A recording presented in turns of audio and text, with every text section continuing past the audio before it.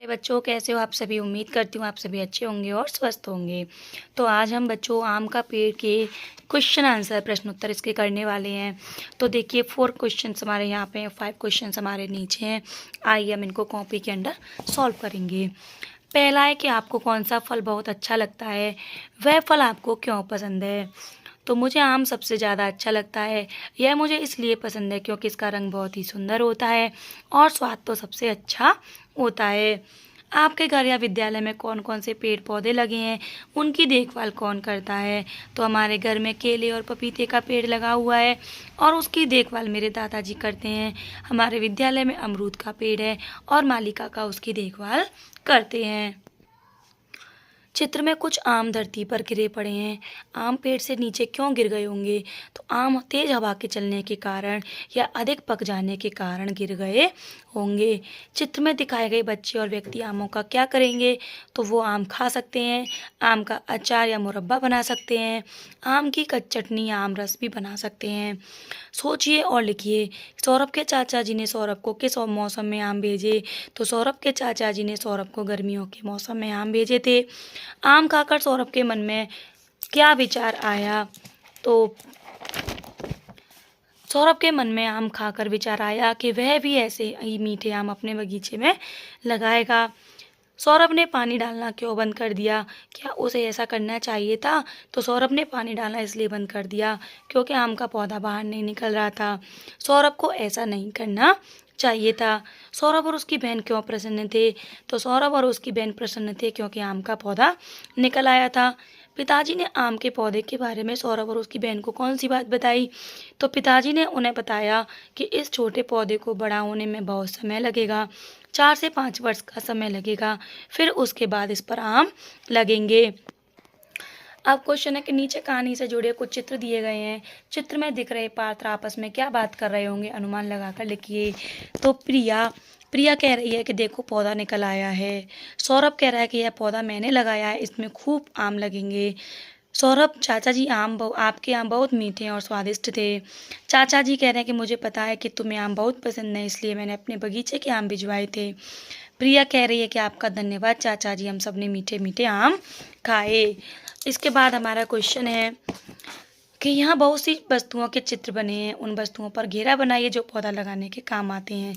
तो ये बीज हमारे काम आते हैं, पानी देने के लिए ये काम आता है, ये टोकरी मिट्टी भरने के लिए, और ये खुरपी ये गड्ढा खोदने के लिए भी काम आती है। ये सॉरी छेनी है, ये काम नहीं आती, तो चिनाई के काम आती है। अगला है कि सौरभ आम की गुठली बो रहा है, क्रम से बताइए कि उसने पहले क्या किया होगा। तो सबसे पहले सौरभ ने माता पिता से अपनी गुठली की बोने की इच्छा जताई, इसको हम यहाँ लिखेंगे। दूसरे नंबर पे कि माता जी से गुठली बोने की जानकारी ली। तीसरे नंबर पे आएगा कि गड्ढे में गुठली बोने के लिए अपनी माँ से सही स्थान का सुझाव मांगा। चौथे नंबर में बाल्टी में पानी लेकर आया। 5वें नंबर पे कि धरती पर पानी डाला। 6वें नंबर पे आएगा खुरपी से धरती में गड्ढा खोदा। 7वें नंबर है गड्ढे में खाद डाली। 8वें नंबर पे आगे गड्ढे में गुठली डालकर उस पर मिट्टी डाली। तो ये हो गया। आइए सौरभ और प्रिया के बगीचे की सैर करते हैं, पता लगाते हैं कि वहाँ क्या क्या है। चित्र देखकर पेड़ों को पहचानिए और उनके नाम लिखिए। तो आप इनके नाम अपने हिसाब से लिख सकते हैं। किस किस के पेड़ आपको दिख रहे हैं। ये केला का दिख रहा है, ये बरगद का दिख रहे हैं, आम, जो भी आपको समझ में आए वो आप यहाँ पे लिखेंगे। ये देखिए ये पेड़ किसका दिखाई दे रहा है, मुझे जामुन का लग रहा है, ये अमरूद है, ये कटहल है, तो आप इसको लिख सकते हैं। सौरभ और प्रिया ने फल, साग और अनाज के नामों की सूची बनाई है। आइए सही टोकरी में वस्तु रखते हैं। तो यहाँ देखो फल की टोकरी है, तो इसमें से फल लिखेंगे। आम है, सेब है, पपीता है, लीची, केला, अनार, ये हमारे फल हो गए। अनाज है, गेहूँ है, बाजरा है, चावल है, मकई है, ये हो गए। बाकी की बची हमारी सब्जियां हो गई, तो उनको हम यहाँ पर नोट डाउन करेंगे। मेरे विद्यालय में पेड़ पौधे। आपके विद्यालय में जो भी पेड़ पौधे लगे हैं वो आप इनको यहाँ पे लिखेंगे। विद्यालय के पेड़ पौधों की देखभाल के लिए आप और आपके सहपाठी क्या योगदान करते हैं? तो मैं और मेरे सहपाठी विद्यालय के पेड़ पौधों को समय समय पर पानी देते हैं, खाद देते हैं और ध्यान रखते हैं कि कोई भी उन्हें नुकसान ना पहुँचाए। कहानी के अनुसार विशेषताएं लिखिए। आम कैसा होता है? मीठा। पौधा कैसा होता है? नन्हा। बहन कौन होती है? छोटी भी हो सकती है, बड़ी भी हो सकती है। शाखाएं कैसी होती हैं? बड़ी बड़ी। तना कैसा होता है? मोटा। कोंपलें कैसी होती हैं? लाल लाल। तो ये हो गई इसकी विशेषताएं। अब है, आप अपने बगीचे या गमले में कौन सा पौधा लगाना चाहेंगे? तो मैं अपने बगीचे में गुलाब का पौधा लगाऊंगा, क्योंकि मुझे गुलाब की खुशबू पसंद है, अच्छी लगती है और मेरे दादाजी का मनपसंद फूल भी गुलाब है। सौरभ ने आम की गुठली बोई। नीचे दी गई तालिका को पूरा कीजिए। एक तरफ गुठली वाले फल हैं, एक तरफ बिना गुठली वाले फल हैं। गुठली वाले फल कौन से होते हैं? आम है, आड़ू है, खुबानी, खजूर, जामुन, बेर। बिना गुठली के केला, सेब, अंगूर, संतरा, पपीता, अनार। ठीक है। काम और नाम वाले शब्द। तो कहानी में काम और नाम वाले शब्द छांट कर लिखो। काम वाले शब्द कौन से हैं? खोदना, भेजना, लगाऊंगा, डालना, बोलना। नाम वाले हैं चाचा जी, सौरभ, प्रिया, पिताजी, आम और पानी।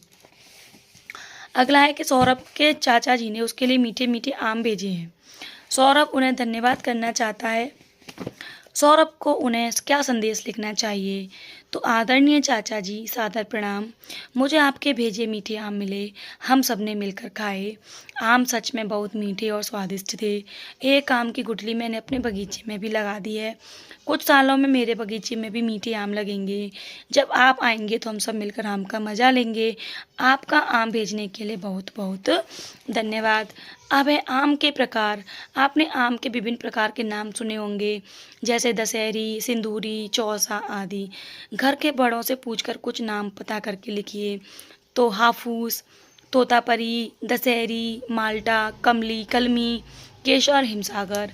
पहेली है, लाल लाल डिबिया के अंदर छोटे छोटे पीले खाने, इन खानों के भीतर हैं सफ़ेद लाल मोती के दाने।